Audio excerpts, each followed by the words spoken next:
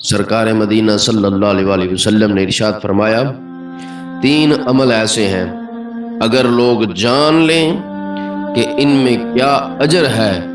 تو انہیں پانے کے لیے اونٹوں پر سوار ہو جائیں، انہیں پانے کے لیے اونٹوں پر سوار ہو جائیں۔ نمبر 1 آذان، نمبر 2 صف اول، اور نمبر 3 جمعے کے لیے جلدی کرنا۔ حضرت امام احمد بن حنبل رحمۃ اللہ علیہ اسی حدیث کے تحت وہ فرماتے ہیں کہ ان مذکورہ 3 اعمال میں سے افضل جمعے کے لیے جلدی جانا ہے، کہ افضل یہ ہے کہ وہ جمعے کے لیے جلدی جائے۔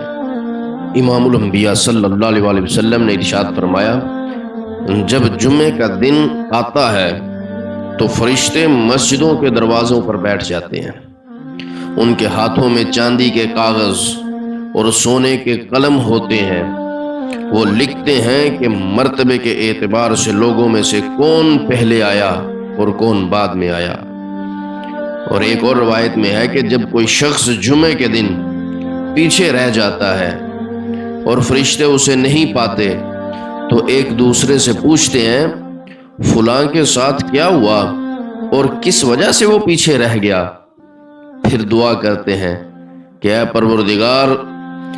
اگر وہ غریبی کی وجہ سے پیچھے رہا تو اسے مالدار کر دے، اگر بیماری کی وجہ سے پیچھے رہا تو اسے شفا یاب فرما، اگر کسی کام میں مشغولیت اس کے پیچھے رہ جانے کا سبب بنی